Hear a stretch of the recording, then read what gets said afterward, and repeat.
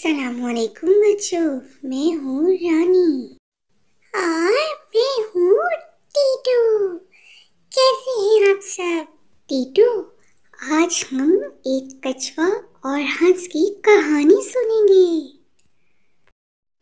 बच्चों, एक दफा का जिक्र है कि एक तालाब में एक कछुआ रहता था और वहाँ पे बाकी परिंदे भी पानी पीने के लिए आया करते थे। एक दफा एक हंसों का जोड़ा वहां पानी पीने के लिए आया। कछुआ काफी अरसे से उसी तालाब में रहता था।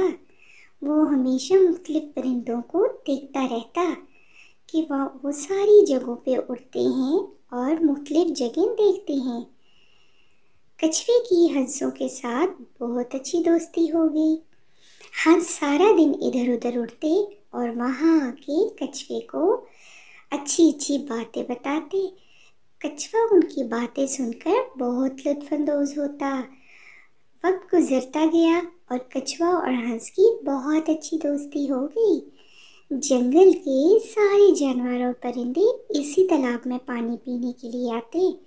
वक्त गुजरता गया और एक दफ़ा सर्दियों के मौसम में सारे दरख्तों के पत्ते गिर गए और तालाब का भी सारा पानी खुश्क हो गया।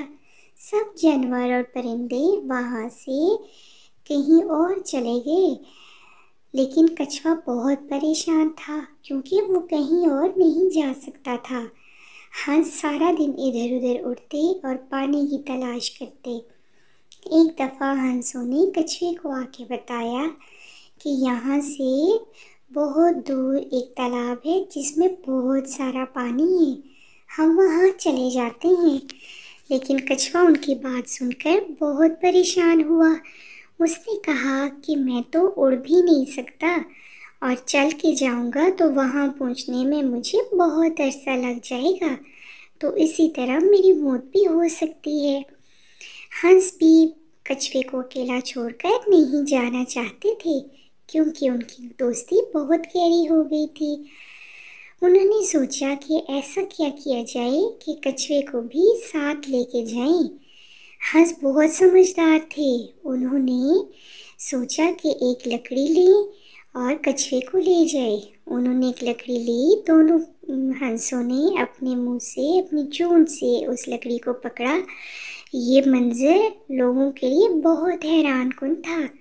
उन्होंने देखा और ऊंचा ऊंचा चिल्लाना शुरू हो गए कि वो देखो, कछुआ भी उड़ रहा है। कछुए ने जब ये मंजर देखा तो उससे रहा ना गया। उसने बोला कि देखो, लोग हमें देखकर कितने हैरान हो रहे हैं, हमें बहुत हैरत से देख रहे हैं। कछुए ने जब बोलने के लिए अपना मुंह खोला तो वो जमीन पर आ गिरा और उसकी मौत हो गई। बच्चों, इस कहानी से हमें ये सबक मिलता है कि बिला ज़रूरत नहीं बोलना चाहिए। जहाँ पे ज़रूरत हो वहीं पे बात करनी चाहिए। बच्चों, उम्मीद है आपको कहानी बहुत पसंद आई होगी। एक नई कहानी के साथ फिर मिलेंगे। अपना ढेर सा ख्याल रखिएगा। अल्लाह हाफिज़।